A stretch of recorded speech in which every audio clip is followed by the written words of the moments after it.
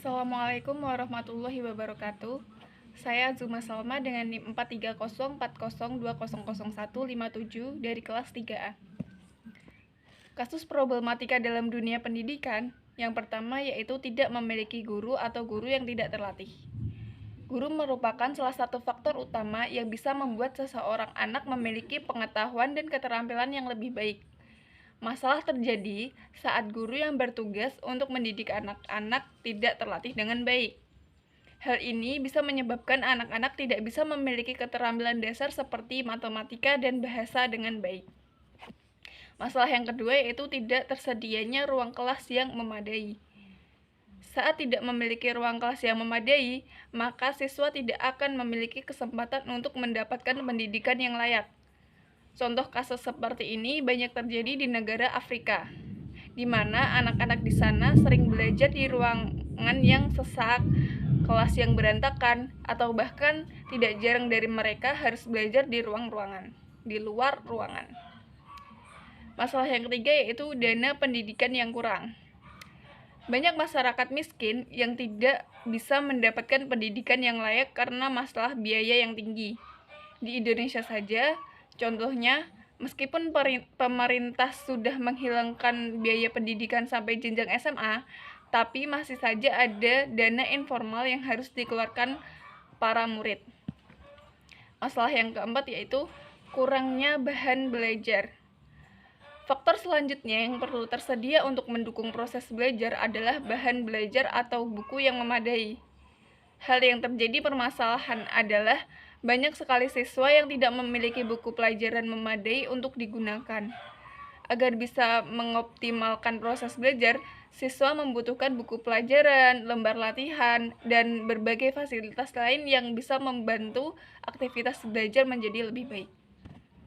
Masalah yang kelima yaitu jarak sekolah yang sangat jauh. Kendala pendidikan selanjutnya adalah masih banyak anak-anak di seluruh dunia yang pergi ke sekolah dengan berjalan kaki sampai 3 jam lamanya.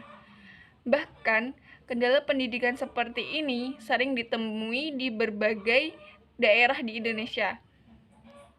Kita bisa membayangkan kendala pendidikan seperti ini, anak-anak ini harus berangkat sekolah setiap jam 5 pagi dan harus pulang sekolah di sore hari.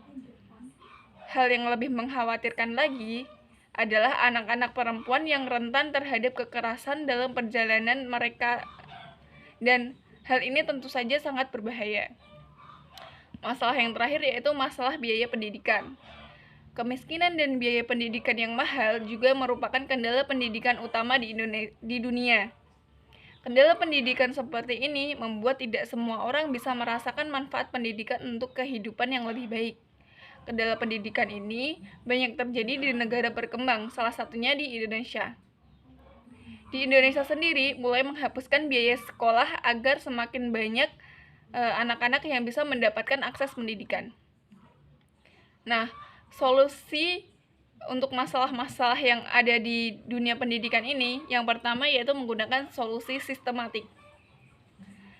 Solusi sistemik adalah solusi yang mengubah sistem-sistem sosial yang berkaitan dengan sistem pendidikan.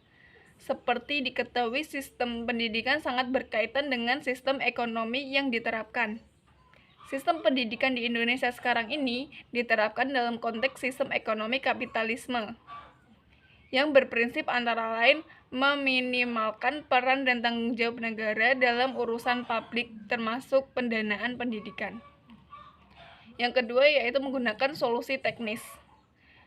Solusi teknis itu solusi yang menyangkut hal-hal teknis yang berkaitan langsung dengan pendidikan.